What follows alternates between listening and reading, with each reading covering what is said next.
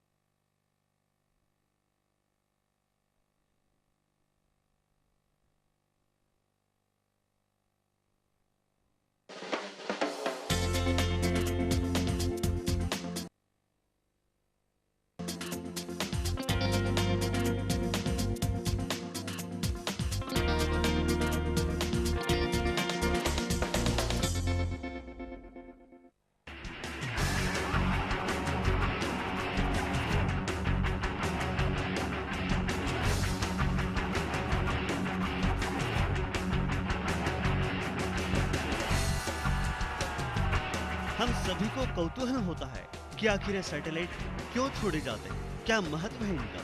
सबसे पहला PSLV D1 1993 में अंतरिक्ष में भेजा गया, जिसका वजन लगभग 800 किलोग्राम था। ताजा उदाहरण फाइलिन का लेते हैं। फाइलिन तूफान की सूचना हमें पहले ही मिल चुकी थी, इसीलिए उससे हुई हानि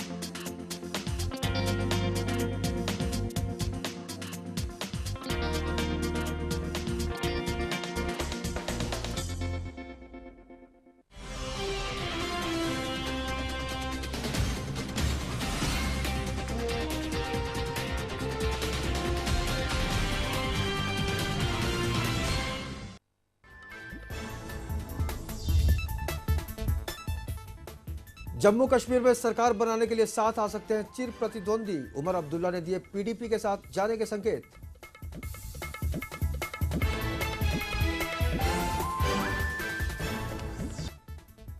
संजय दत्त को एक बार फिर मिली पैरोल। पुणे की अरोड़ा जेल से संजू बाबा को मिली 14 दिन की मोहलत।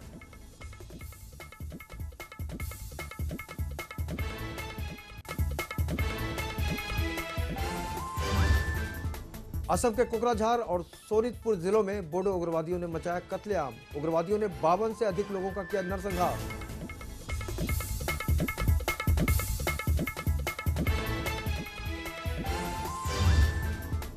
बेंगलुरु पुलिस के गलत लुकआउट नोटिस से बोरीवली की एक महिला परेशान। इमिग्रेशन डिपार्टमेंट ने महिला और उसके बेटे को डॉन रवि पुजारी की पत्नी और बेटा माना।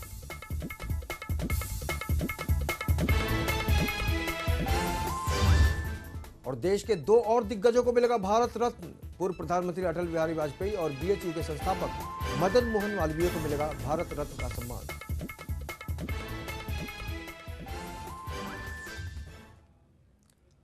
नमस्कार, मैं अवनींद्र आशुतोष, आपका बहुत बहुत स्वागत है। आप देख रहे हैं लेमन न्यूज। केंद्र सरकार ने पूर्व प्रधानमंत्री और बीजेपी के वरिष्ठ नेता अटल बिहारी वाजपेयी को भारत रत्न देने का ऐलान कर दिया है। साथ ही केंद्र सरकार और स्वतंत्रता सेनानी और बनारस हिंदू विश्वविद्यालय के संस्थापक मदन मोहन मालवीय को भी देश का सर्वोच्च सम्मान भारत रत्न देने का फैसला लिया है। राष्ट्रपति भवन की ओर से जारी किए एक बयान में ये जानकारी सामने आई है।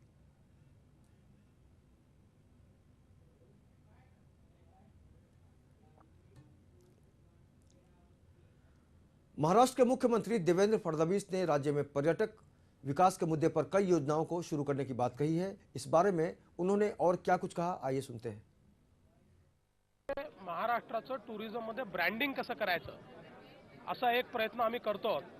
कारण टुरिस्ट स्पॉट किंवा टुरिझम मध्ये महाराष्ट्राजवळ जेवढी संपदा आहे तेवढी कोणाच जवळ नाही आहे, पण त्याचं ब्रँडिंग योग्य प्रकारे झालेलं नाही आहे। त्यामुळे ते ब्रँडिंग नीट करून महाराष्ट्रात जास्तीत जास्त टुरिस्ट कसे आणता येतील हा प्रयत्न आम्ही करणार आहोत।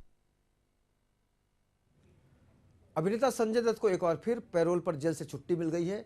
संजू बाबा को 14 दिन की पैरोल पुणे की येरवड़ा जेल से मिली है। आपको बता दें, संजय दत्त आर्म्स एक्ट के तहत कार्रवाई होने के बाद पुणे की येरवड़ा जेल में पैरोल मिली है उनको, और फिलहाल 14 दिन के लिए संजू बाबा जेल से बाहर आ चुके हैं।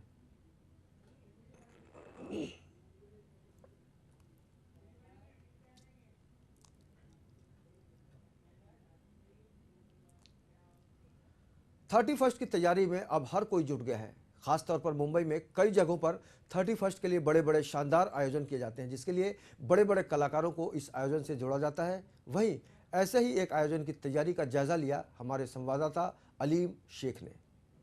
2015 बिगिंस की टीम इस समय हमारे साथ मौजूद है। आइए जानते हैं किस तरह की तैयारी उन्होंने की है 31st नाइट को जो जश्न होने जा रहा है, किस तरह वो ब्लॉकबस्टर रहेगा, किस तरह व्यूवर अट्रैक्ट होंगे, किस तरह मुंबई वासियों का दिल जीतेंगे और 31st नाइट का ये जश्न वाकई में एक रिमार्केबल रहेगा, एक मिसाल कायम करेगा। तो आइए हम उनकी टीम से ही जानते हैं। सबसे पहले योगी जी आपके पास आना चाहूंगा। ग्लैमर इंडस्ट्री से आप आते हैं, बॉलीवुड में पकड़ रखते हैं, क्या रखता है ये इवेंट के का हिस्सा बने हैं, कहाँ तक तैयारी लगता है कामयाबी हो पाएगी?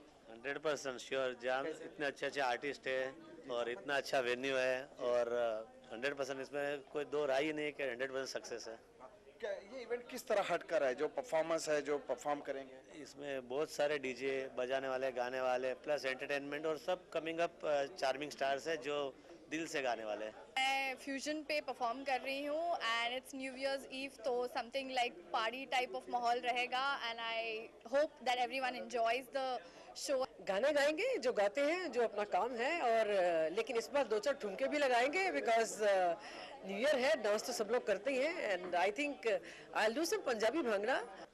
बिल्कुल, मुंबई में परफॉर्म करने का अलग ही मज़ा है और मुंबई की जो ऑडियंस है बड़ी वर्सेटाइल है, वो भांगड़ा भी सुनती है, लावनी भी सुनती है, हिप हॉप भी सुनती है, ईडीएम भी सुनती है, तो सब पूरी तरह हम वेल इक्विप्ड है हमारी टीम। और सबसे बड़ा प्लस है कि योगेश भाई सपोर्ट कर रहे हैं। मैं डांस नंबर करने वाली हूँ और मेरा ये फर्स्ट परफॉर्मेंस होगा लाइव, तो मैं बहुत एक्साइटेड हूँ इसके लिए। और फॉर अ न्यू ईयर तो हमेशा सबको एक एक्साइटमेंट रहता है, तो मैं बहुत खुश हूँ। एक्चुअली ये इवेंट क्रिसमस पार्टी की तरह है, सो सब लोग ये चाहेंगे कि कोई धमाकेदार गाना हो, तो फिर मेरा तो गाना गाऊंगी आमची मुंबई, उसके साथ साथ मैं और 2-3 गाने गा लूँगी जो बॉलीवुड में हिट है। आपने देखा कि 2015 बिगिंस की टीम को काफी उम्मीद है कि उनका इवेंट मुंबई में सबसे हटकर होगा और जरूर इसे कामयाबी मिलेंगी। और जिस तरह 2015 की शुरुआत एक रॉकिंग तरीके से होंगी, तो उनका ये जो इवेंट होगा वो अपने आप में एक अहम भूमिका निभाएगा। वीडियो जर्नलिस्ट आनंद के साथ Aleem Shaikh, Lemon News, Mumbai. Event किसी भी तरह का हो, बिना डीजे बिना म्यूजिक के ये अधूरा माना जाता है। एक उसे एक बैकबोन कहा जाता है कि जब तक म्यूजिक या डीजे ना हो तो वो इवेंट हो ही नहीं सकता है।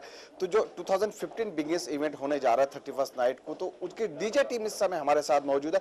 आइए हम उनसे जानते हैं कि वो किस तरह का डीजे प्ले करने वाले हैं। सबसे पहले नंदी जी आपसे जानना चाहूंगा, किस तरह का डीजे ये रहेगा, किस तरह ये हटके रहेगा और क्या वैरायटीज उसमें रहेंगी? हिप हॉप रहेगा, बॉलीवुड रहेगा, क्या रहेगा, वेस्टर्न रहेगा? जरा दर्शकों को बताइए। बॉलीवुड रहेगा, ऑफ कोर्स बॉलीवुड रहेगा और ईडीएम रहेगा, क्योंकि आजकल का जो जनरेशन है they demand EDM, commercial house, so Bollywood and commercial house mostly, hip hop थोड़ा सा, he can tell you more. मेरे ख्याल से इसके अंदर थोड़ा पंजाबी मिक्स करना चाहिए, सो थोड़ा ज़्यादा विद फुल पावर सेलिब्रेट होगा 2015। Music, I think it should be happening and lots of masti, lots of fun, Bollywood style, and yeah, everyone come here, have fun. We'll see the crowd, we'll see the audience actually, उनको क्या गाना पसंद है, we're going to play accordingly. Yes, and this is my first New Year in Mumbai as a DJ, so I'll see the crowd and play better.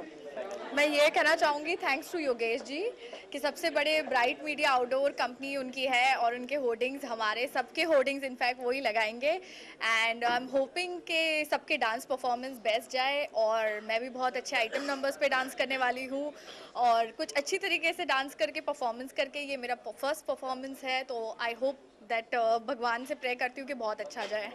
यहाँ पे मुंबई में मेरे ख्याल से पंजाबी, बॉलीवुड ज़्यादा अगर बजाए तो इंजॉय होगा।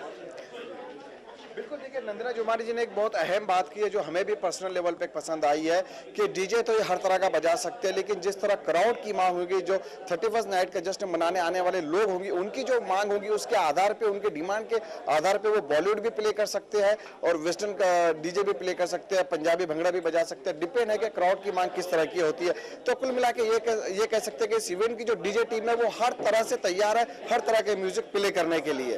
ये अपने आप में एक बहुत बड़ी बात है। तो जाहिर सी बात है 31st बहुत ही शानदार होता है मुंबई का, और इस बार भी कुछ अलग ही देखने को मिलेगा। हम उम्मीद करते हैं कि मुंबई को लोग कहीं ना कहीं से यादगार बनाने की कोशिश करेंगे। अब बात अगली खबर की।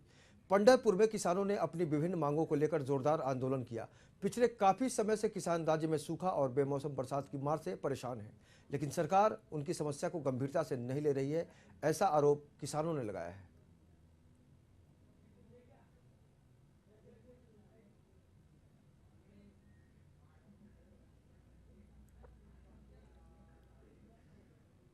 सोलापुर में विधायक प्रणीति शिंदे के खिलाफ एडम मास्टर ने मोर्चा निकाला। आपको बता दें कि पिछले दिनों उनके खिलाफ भी एक मोर्चा निकाला गया था और कहा गया था कि जिसके जवाब में अलग अलग समस्याएं उठाएंगी और महिलाओं को लेकर उन्होंने कहते हैं, और जिसके जवाब में कामगार महिलाओं के साथ मिलकर एडम मास्टर ने मोर्चा निकाला प्रणीति शिंदे के खिलाफ। उन्होंने कहा कि घरकुल योजना में किसी तरह की कोई घोटालेबाजी नहीं आई है और इस मामले में महाराष्ट्र के मुख्यमंत्री ने सहयोग देने का भरोसा दिया है, और उन्होंने साथ साथ ये भी कहा कि प्रणीति शिंदे उनके ऊपर कीचड़ ना उछालें।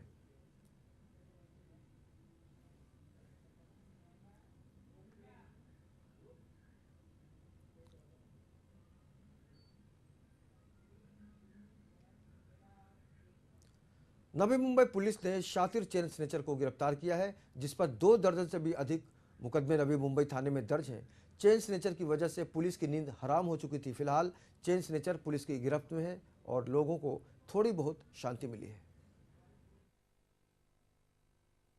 के लिए आया हुआ एक गिरोह जिसका नाम है अली हैदर जहूर जाफरी, ये रशीद कंपाउंड श्रीलंका मुंब्रा का रहने वाला है, और इसके साथ जो दोनों ने काम किया है वो एक अली हैदर अली जाफरी और दूसरा और एक सैयद सरफराज जाफरी। ये तीनों ने मिलके नवी मुंबई में झोड़ू के इलाके में काफ़ी चेन स्नैचिंग की वारदातें की थी। इसको पकड़ने के बाद उसको अरेस्ट किया गया 124/2014 का जो कामोटे का ऑफेंस है, इसमें अरेस्ट किया था। हमने अभी तक तकरीबन 15 गुने जो है 15 इन्होंने। मुंबई के माटुंगा में ट्रैफिक जाम लगने की वजह से वाहनों की आवाजाही लंबे समय तक बाधित हुई। ट्रैफिक इतनी ज़्यादा बढ़ गई कि गाड़ियां बमुश्किल रेंग रही थीं, जिसकी वजह से काफ़ी देर तक लोगों को दिक्कतों का सामना करना पड़ा।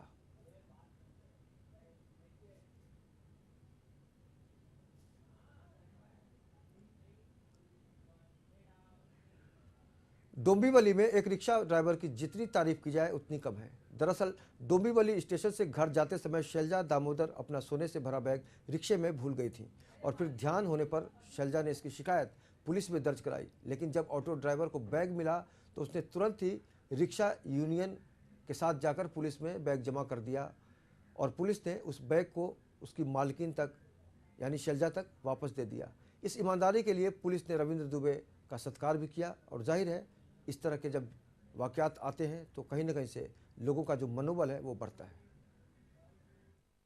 रही थी रिक्शा से तो मैं मेरे बिल्डिंग के पास उतरी और वो रिक्शा वाला चला गया। मैं आई उधर एक पहला माला पे और मेरे को ध्यान आया मेरा पर्स नहीं है तो मैं पीछे गया वापस, तो वो रिक्शा वाला गया तो हम रिक्शा फिर दूसरा रिक्शा से हम दोनों मेरा लड़की और मैं स्टेशन में आया, डोंबिवली स्टेशन जिधर रिक्शा पकड़ा था ना जिधर उधर आया तो उधर नहीं, वो उधर कैसा मिलेगा, वो देखा रिक्शा तो नहीं मिला।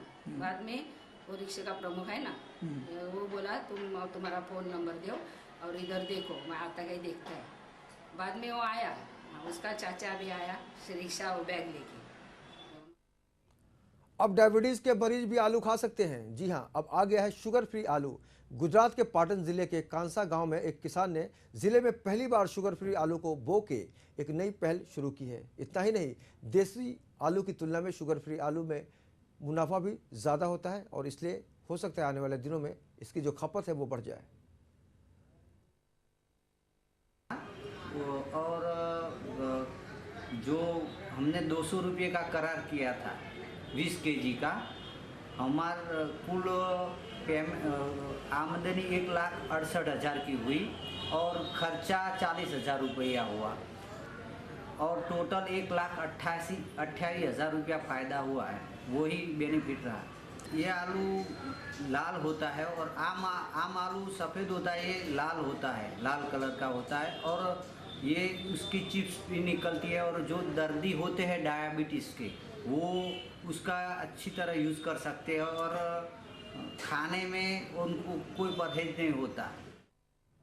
जम्मू कश्मीर और झारखंड में बीजेपी ने बाजी मार ली है। बीजेपी को झारखंड में बहुमत मिला है, तो वहीं जम्मू कश्मीर में बीजेपी दूसरे नंबर की पार्टी उभर कर सामने आई है। हालांकि जम्मू कश्मीर में किसी भी पार्टी को बहुमत नहीं मिला है। पीडीपी यहां सबसे बड़ी पार्टी बनकर उभरी है। वहीं इस जीत के बाद बीजेपी अध्यक्ष अमित शाह ने क्या कहा, आइए सुनते हैं। मित्रों, 2014 का साल भारतीय जनता पार्टी के लिए अप्रत्याशित चुनावी सफलता का साल है। झारखंड और जम्मू कश्मीर दोनों जगह भारतीय जनता पार्टी की जो विजय हुई है उसके लिए सबसे पहले तो मैं दोनों राज्यों की जनता को भारतीय जनता पार्टी की ओर से धन्यवाद भी देता हूं और उनके प्रति आभार भी व्यक्त करता हूं। और मैं विश्वास दिलाना चाहता हूं कि झारखंड में हम एक अच्छी सरकार देंगे। जो हमारा वादा था कि पूर्ण बहुमत की सरकार ही, भारतीय जनता पार्टी की सरकार ही झारखंड का विकास कर सकती है, मैं झारखंड की जनता को विश्वास दिलाना चाहता हूं कि वो वादे पर भारतीय जनता पार्टी के कार्यकर्ता खरे उतरेंगे। इस मौके पर मैं हमारे नेता और देश के प्रधानमंत्री श्री नरेंद्र मोदी जी को भी दिल से बधाई देना चाहता हूं। जहां तक कांग्रेस का सवाल है, ये चारों राज्यों में कांग्रेस या तो तीसरे नंबर पर या तो चौथे नंबर पर चली गई है। सही मानों में कांग्रेस मुक्त भारत का अभियान हमारा सफलता के साथ आगे बढ़ रहा है और मैं आशा करता हूं कि आने वाले दिनों में भी एक कांग्रेस मुक्त भारत का अभियान बहुत आगे। फिलहाल वक्त हो गया है बहुत ही छोटे से ब्रेक का। आप बने रहिए हमारे साथ क्योंकि खबरें अभी बाकी हैं।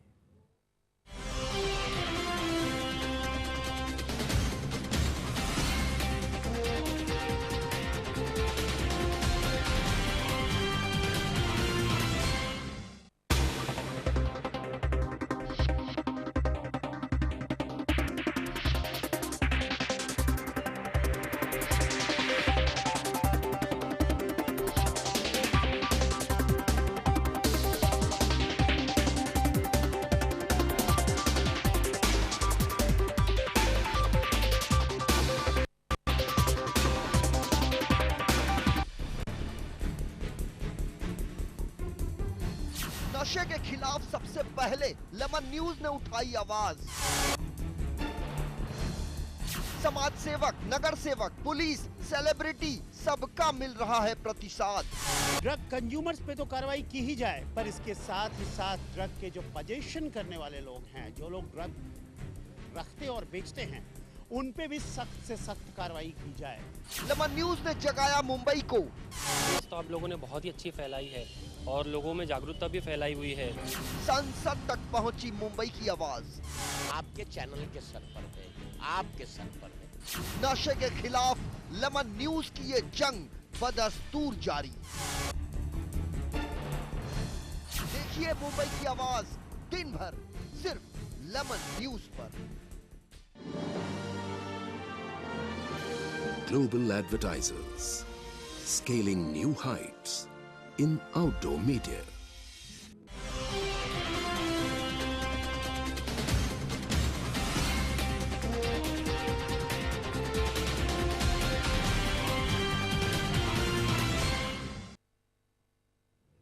ब्रेक के बाद आपका बहुत बहुत स्वागत है। आप देख रहे हैं लेमन न्यूज।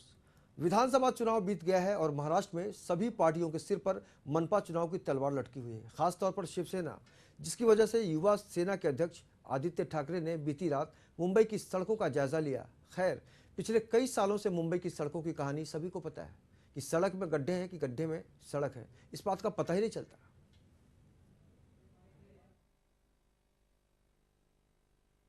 बिल्कुल, मेरी पहली विजिट बीएमसी के साथ 26 और 27 नवंबर की रात को हुई थी। इस जंक्शन को भी आए थे और काम जारी था। आज देख रहे हैं आप, जोर शोर से काम जारी है और ये जंक्शन ऑलमोस्ट कंप्लीशन को आ गया है। वैसे ही हमने आज नरीमन पॉइंट से शुरू किया। Nariman point, marine drive, breach candy, Wadala, परल गए, फिर इधर आए और नेक्स्ट वीक हम ईस्टर्न सबब भी करेंगे। तो ये तो हमारी तीसरी विजिट है, मीडिया के साथ पहली विजिट है, लेकिन नेक्स्ट विजिट को भी हम आपको साथ में लाएंगे ताकि आप भी देख सकें कि मीडिया कैसे आगे ये काम, कोई सूचना हो या कोई सजेशन हो वो दे सकती है और कैसे आगे काम जा रहा है वो भी देख सकती है। बिल्कुल, मैं तो देखते आ रहा हूँ ये काम कैसे हो रहा है और पहले तो हम मानसून में भी घूमा करते थे, अभी भी मानसून में घूमेंगे, लेकिन अभी तो 305 रास्ते लिए हैं मुंबई में। तो मैं मेरा ये सौभाग्य मानता हूँ कि मेयर साहब है, ये सब मुझे साथ में लेके घूम रहे हैं और रास्ते का काम देख रहे हैं। तो मैं मुंबई और अहमदाबाद के बीच बुलेट ट्रेन चलाई जाएगी। इस बात पर बोलते हुए महाराष्ट्र के मुख्यमंत्री देवेंद्र फडणवीस ने कहा कि बीकेसी यानी बांद्रा कुर्ला कॉम्प्लेक्स में बनेगा बुलेट ट्रेन का टर्मिनल। प्रधानमंत्री नरेंद्र मोदी ने इस महत्वपूर्ण योजना की घोषणा की थी, जिसको लेकर विपक्ष काफी आलोचना कर रहा था। मधली जागा त्याच्या एका मोठ्या स्टेशन करता मागितलेली आहे। MMRDAने अशा प्रकारची भूमिका घेतली आहे की आम्ही अन्यत्र जागा देतो। बीकेसीतल्या जागेची किंमत खूप जास्त आहे आणि त्यामुळे खूप मोठी इक्विटी आमची त्यात गुंतलेली आहे आणि म्हणून आम्हाला काहीतरी पर्यायाचा विचार करू द्या।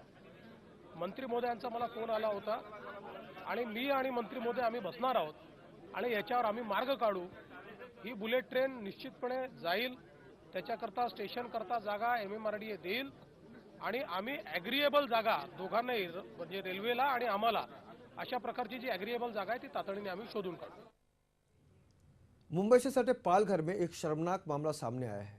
पालघर के बोईसर इलाके में एक नाबालिग लड़की के साथ उसके नजदीकी रिश्तेदार ने जबरदस्ती बलात्कार किया और लड़की को जान से मारने की धमकी देकर मुंह बंद रखने को कहा, लेकिन लड़की के पेट में दर्द शुरू होने पर मामला खुलकर सामने आया। डॉक्टर ने जांच के बाद बताया कि लड़की गर्भवती है। पूछताछ में पीड़िता ने कहा कि सालवाड़ इलाके में स्कूल से आते समय अकेला पाकर उसके एक रिश्तेदार ने झाड़ियों में घसीटकर उसके साथ जबरदस्ती रेप किया और इस बारे में किसी को नहीं बताने की धमकी दी थी।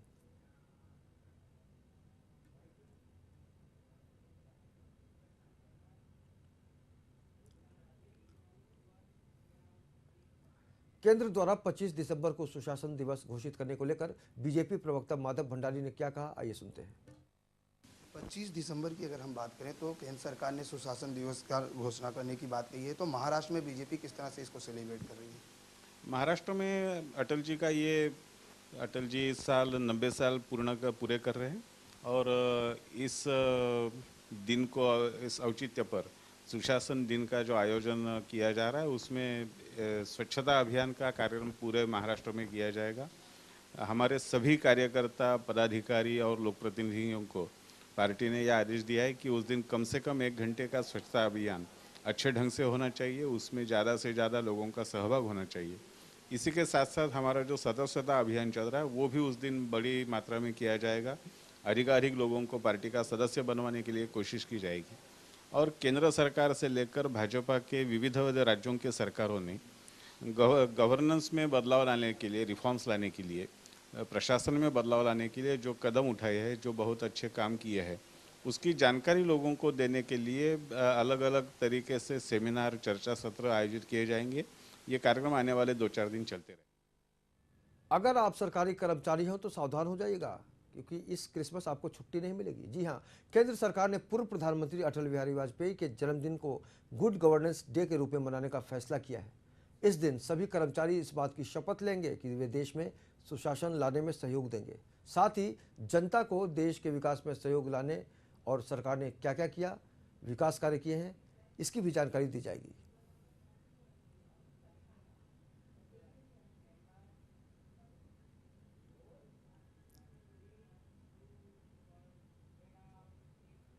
मालाड के SNDT कॉलेज के एनुअल डे के मौके पर फैशन शो का आयोजन किया गया।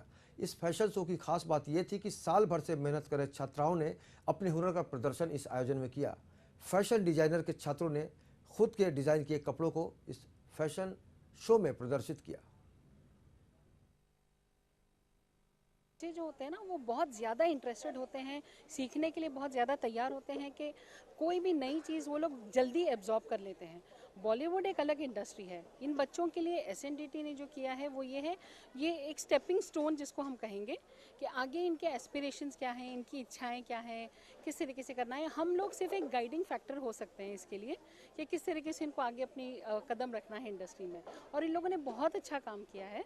बच्चे जो क्रिएटिविटी लेकर आते हैं ना, वो बहुत ही सराहनीय होती है। तो इसमें ज़्यादा मज़ा आता है, ना कि एक बॉलीवुड में जो करें वो तो आता ही आता है, लेकिन ये जो यंग बच्चे होते हैं ना, जो सीखना चाहते हैं, उनको सिखाने में बहुत मज़ा आता है।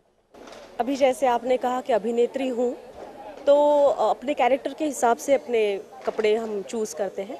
पर आज जब मैं यहाँ आई हूँ तो मेरा ये मानना रहा है कि फ़ैशन ये होता है जिसमें आप कंफर्टेबल फील करें as a woman, as a girl. तो आज जो कुछ डिज़ाइंस या ड्रेसेस जो प्रेजेंट हुए, उसमें बहुत यानी काफ़ी हद तक वो ऐसे थे कि जो हम रोज़मर्रा की ज़िंदगी में पहन पाए। नमस्कार, मैं हूं जटाशंकर सिंह और आज खड़ा हूं मलाड के SNDT वुमेन्स कॉलेज में, जो यहाँ पे एक फैशन और कल्चरल कार्यक्रम का आयोजन किया गया था। यहाँ के जो बच्चे हैं जो पार्टिसिपेंट किए थे कार्यक्रम में, हम बात करते हैं उन्हीं से जो स्टूडेंट हैं, क्या उनकी प्रतिक्रिया है जो आज फैशन शो में और अदर कार्यक्रम में भाग लिए थे, उनका क्या कहना है हम जानना चाहते हैं। मैम, सबसे पहले तुमसे जानना चाहूँगा, क्या आपने आज पार्टिसिपेंट किया और किस प्रकार कार्यक्रम तुमको लगा, जरा अपने अनुभव बताइए। मुझे तो बहुत अच्छा लगा। मैंने अपनी तरफ से बेस्ट दी। मेरा इंडो वेस्टर्न ब्राइडल था, जिसमें मैंने अपनी साड़ी ब्राइड की थी डिज़ाइन, और बाकी मेरे ये सब भी थे, इन्होंने भी किए थे।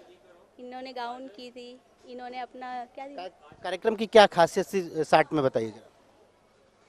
अब क्या कहूँ, मेरी तरफ से तो पूरा बेस्ट था। अब हमने पूरा ब्राइडल जिस तरह हमारी पूरी बेस्ट थी, अब बाकी अब देखा जाए। और हमारी टीम में से सबको प्राइज़ मिला है बस। तो हमारे साथ और भी बच्चे यहाँ पे उपस्थित हैं, हम उनसे जानना चाहेंगे उनका अनुभव कैसा रहा। जो यहाँ पे कई प्रकार के कार्यक्रम थे, हम तुमसे जानना चाहेंगे कि यहाँ पे जो फैशन शो था और भी अदर वैरायटी थी, क्या क्या विशेषताएं थी और क्या आपने खास तैयारी की थी, कितने दिन से तैयारी चल रही थी। 1 मंथ से हम लोग तैयारी कर रहे थे ब्राइडल के लिए। मैंने खुद का अपना वेस्टर्न गाउन बनाया था और वही मैंने ही पहना था, मॉडलिंग भी की थी। हमारे कॉलेज में सबसे बेस्ट फैशन शो हुआ है और बहुत अच्छा लगा है हम लोगों को। तो आज के युवा बहुत ही ज़्यादा होनहार हैं।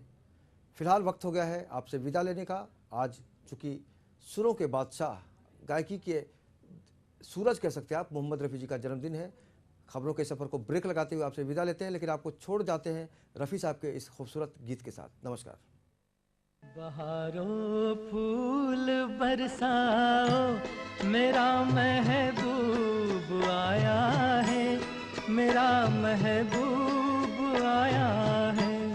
बहारों फूल बरसाओ, मेरा महबूब आया है, मेरा महबूब आया है। हवाओं रागनी गाओ, मेरा महबूब आया है, मेरा महबूब आया है।